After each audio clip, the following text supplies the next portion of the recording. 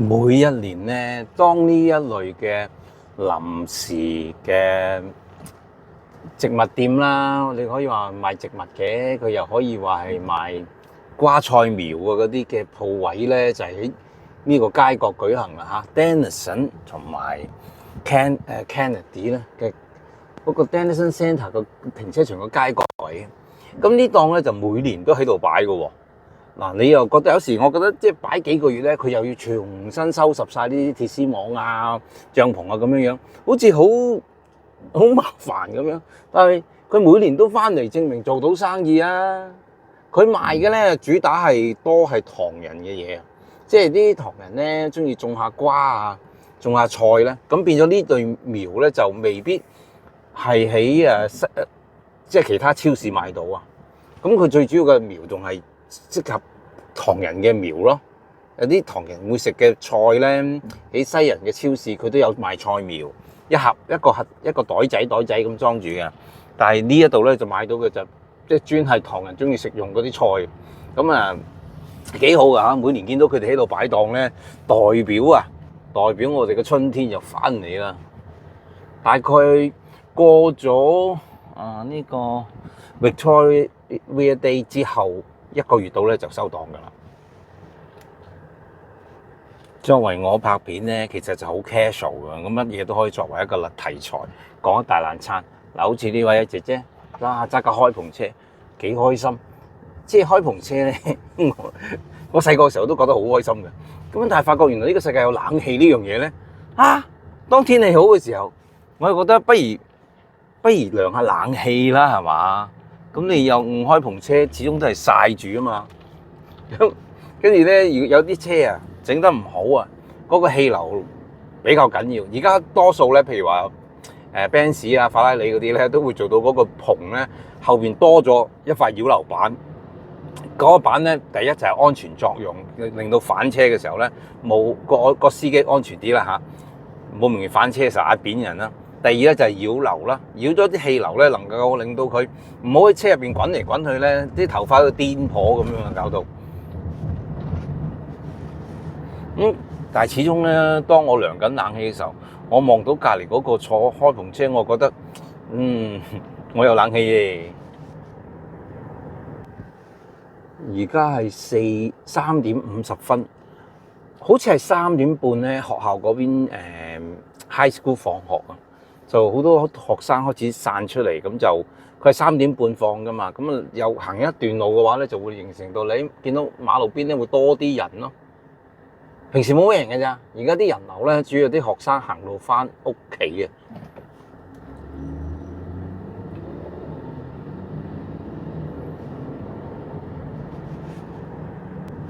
前邊係整路，平時我就唔行入去噶啦。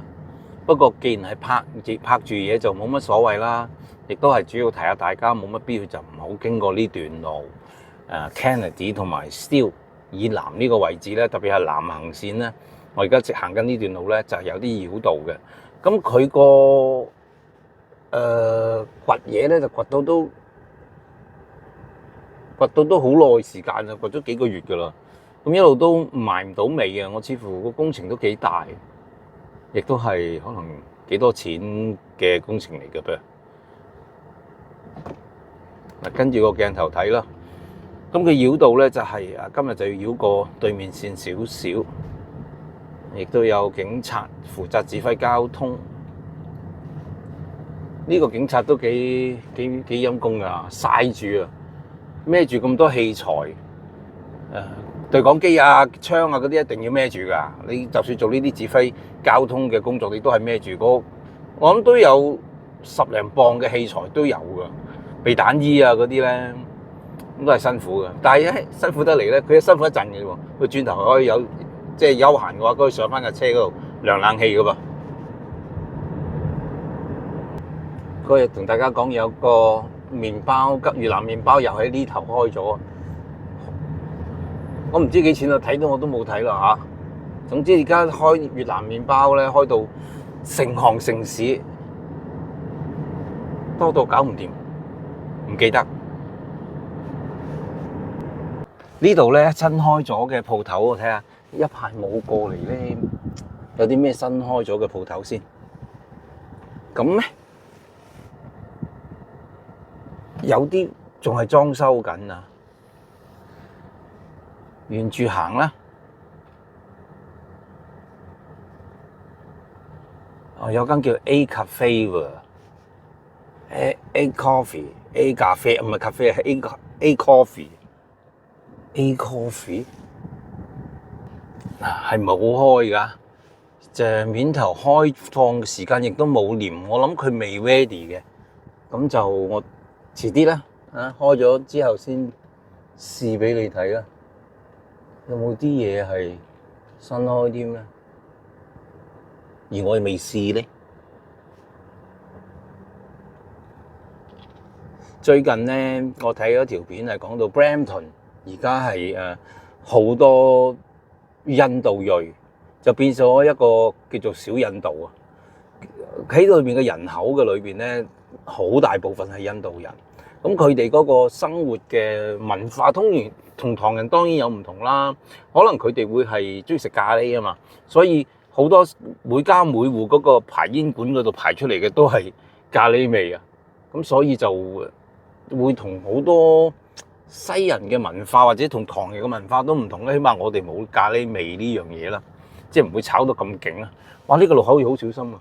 如果出得唔好咧，嗰個底下嗰度會撞到個膊嘅。呢個斜位係其實順得唔靚嘅。我要西歪個車頭，就一就個角度先唔。如果唔係就刮刮咁樣，順利通過。咁你成個訪問裏邊咧，都係講到即係訪問一啲當地人本身嘅西人，就應對有咁多印度人喺度居住有咩睇法？佢哋嘅意見咧就話：印度人好多唔做嘢，佢哋一家人裏邊咧，一間屋住10幾個人，好多人都唔做嘢，就攞政府嘅福利，有咩救濟都攞，就佢哋就唔滿意。佢話：我哋當年都係一個移民嚟嘅，可能係50年代、40年代過嚟嘅時候，我哋都係比拼啊、做工啊咁樣，跟住就交稅啊、納稅咁樣建設加拿大。咁但係佢哋做現金工喎，好多都現金嘅，有啲人唔做嘢。咁啊，一家咧就逼滿晒人喺入邊住，咁就個生活條件住到好差咁咯。咁而印度人嘅睇法咧，當然又正有反啦。又訪問印度人，佢哋話：我哋好中意加拿大啊，Brampton 你個社區好好啊，我哋都係加拿大人啦，我哋係人同人之間嘅相處，都冇分咩唔同嘅種族㗎。我哋其實都有一樣有納稅有做工㗎。我哋就甚至到我哋係有個宗教。會唔使錢俾我哋宗教嘅人士去食飯，咁啊對於加拿大嘅 welfare 都係有幫助㗎。起碼喺食物方面，佢哋唔需要去食物周濟庫嗰度，佢嚟到我哋嘅教會有飯食㗎。咁又去翻個西人嘅訪問，西人話其實我哋加拿大係多元，主要係多元文化㗎嘛。而家整下 Brampton 咧變咗係單一文化。就係印度文化，咁樣就有違呢一個即係多元文化嘅理念咯。其實如果我哋唔做好我哋華人啊唔做好自己嘅話咧，係一樣會俾喺西人嘅眼中一樣會當我哋好似印度人咁睇嘅啫。譬如話有冇融入去加拿大嘅生活模式啦，譬如要排隊啦、禮讓啦，唔好隨地抌垃圾吐痰啦，跟翻交通嘅規矩啦。呢啲都係俾其他人睇見我哋生活上同佢哋有冇分別。有好似西人見到人，就算識與唔識都會講係 How are you？ 咁啊，呢啲都係一種我哋華人未必會做，但係西人係好簡單嘅嘢。佢見到唔識嘅人，佢哋都會講句 How are you 嘅噃。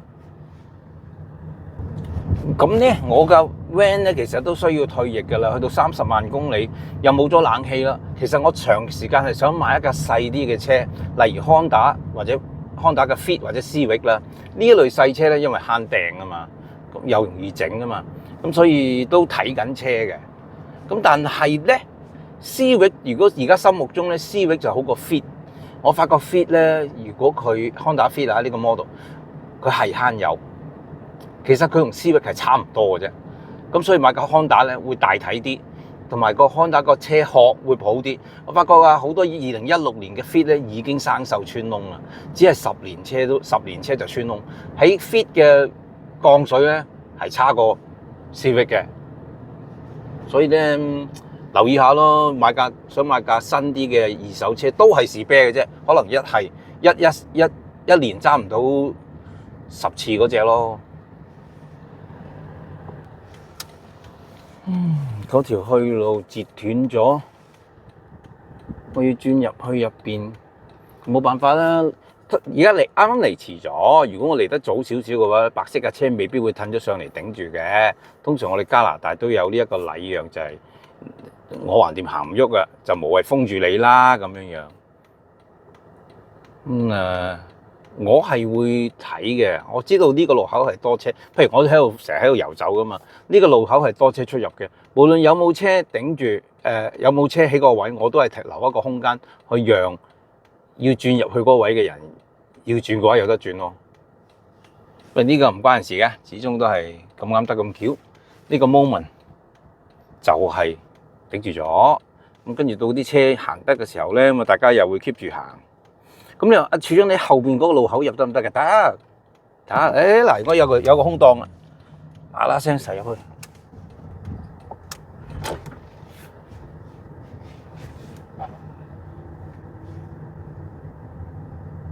有消息啊，嗰邊老豬麵檔咧，嘅船面咧將會搬落單攤啊。咁啊，呢個位咧將會做老豬嘅茶餐廳。頭先入去買嘢喎，咁有幾個朋友仔咧喺入邊就衝入去咧就話：我要買豬腳仔，即係細隻嗰啲。佢話：豬腳仔賣晒喎，咁啊剩翻啲腍嗰啲大豬腳喎。佢話：我要豬腳仔咁樣，今日賣晒冇啦。咁結果又要掟咗嚟啦。咁佢出咗門口啫。跟住我話：老細，睇嚟呢個咧，呢幾個人係揾豬腳仔嘅，應該都係我啲 fans 嚟嘅，係9成9係啦。咁啊，大家睇下邊個認咗佢啦嚇！而家係4點10分，咁即係頭先係4點鐘左右啦。就一位男士啊，兩位女士啦。啱我就去順便買埋杯嘢飲啦。唔講太多，平時大家好似話我好 hard sell 咁樣。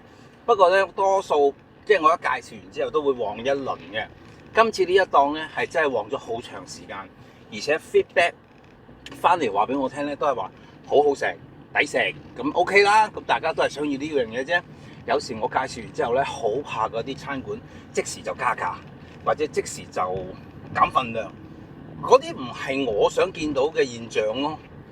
咁我諗大家睇我片都希望話起碼我頭先都同到嗰度入到去咧，同嗰個老闆娘講我都話：喂，你要加你唔好而家加啊，大佬，等我班粉絲個個都嚟過，大家試過。有時經濟一路啲嘢貴啊，加價有乜出奇啫？但係唔好話我一介紹完之後即刻加咯。咁我話同埋，起碼你哋忙得起啊。有啲餐館忙起上嚟咧係會甩碌嘅，甩晒質，亂晒龍嘅。咁起碼喺呢2個月裏邊咧，嗰個衝擊力咧，佢哋都 OK 頂得順。咁佢又話其實唔係話淨係我哋努力啊，因為你啲粉絲都好好啊。過到嚟咧，我哋都道歉，有時真係整唔切啊，或者佢等得耐啊。佢啲粉絲睇見咁忙咧，都知道你啲粉絲啊，見到咁忙都會話明白嘅，慢慢啦，盡量做。咁所以呢一間係我覺得好成功，我又發掘得到嘅一個小店，而大家又開心嘅咁樣。例如好似有一間喺 Times Square 嘅，咁就係第一間係用呢個免稅嘅形式，免小費係啦。咁我覺得幾新鮮啦，幾得意啊！咁我又介紹啦。咁有啲朋友第二日去咗就話唔係喎，佢話要收小費喎咁樣。咁我係覺得唔係啩？我當時問個老闆，你話係唔收，可以唔收小費，你就隨意嘅，咁就得啦。但係而家你去收又係另一種講法啊嘛。咁我就打電話去啦。咁佢係講國語噶嘛，咁我盡量用我嘅國語去溝通啦。佢話唔係，冇咁嘅事，我哋冇話要收小費啊，你係隨意嘅，我哋係預咗你唔使擺低小費嘅，即係咁咯。咁我即係都要更正啦。不過有時我哋作為 YouTuber， 咁服務員你問咗一啲資料，佢講俾你聽，但係原來唔係真事又點呢？例如最近呢，就好多人去拍嗰個10蚊打邊爐，即係以前大虎啊，大虎喺 Times Square 樓上，而家叫做 Awesome 啦。咁佢嘅打邊爐10蚊一個午餐，好簡單。有幾塊肉，有幾條菜咁樣簡單打邊爐咧。我喺舊年咧都同阿陸仔同阿一姐去過啦。其實係冇乜新鮮事嘅啫，不嬲都係咁嘅。只不過可能介紹個手法唔同啦，大家又掀起一個熱潮，話要去食呢個10蚊嘅打邊爐。嗰個打邊爐10蚊，你係唔可以出去攞出邊啲醬汁，有啲生果，有啲小食、春卷嗰啲係唔包㗎。你有人拍咗片之後話係包，咁令到咧餐館好麻煩，因為根本係兩個價錢嚟嘅。如果你去到19蚊嗰個打邊爐咧就係包，但係10蚊呢個係唔包㗎。舊年我同阿一姐去拍嘅時候都知道係唔包嘅。佢而家現場俾啲豉油，俾啲葱花你係咁嘅啫，就唔係話出到個醬料巴任攞啊，生果盤任攞啊嗰啲，唔係啊，你搞到人哋亂晒。有個 YouTuber 嗰年又話呢間餐館係我個粉絲就免稅，結果搞到嗰間餐館咧又要出嚟澄清，人哋冇免稅呢樣嘢啊！即係我覺得作為一個 YouTuber， 你拍嘅時候你唔知 ，OK 搞錯咗出咗條片，就算你係錯咗，你之後都出翻個聲明啊，或者留言嗰個位打個置頂留言話我當時拍攝嘅時候知道錯誤，更正翻都好啊。咁你就去出去亂咁噏完之後，害到間餐館咧係亂晒龍。我諗係錯咗資料咪改咯，改翻正，起碼可以救得幾多得幾多嘛。完全唔改唔成嘅話，慘啦！嗰班以為係10蚊有打邊爐，仲可以包醬料巴嘅咧，就搞到同個即係點餐館嗰度會有拗撬啦。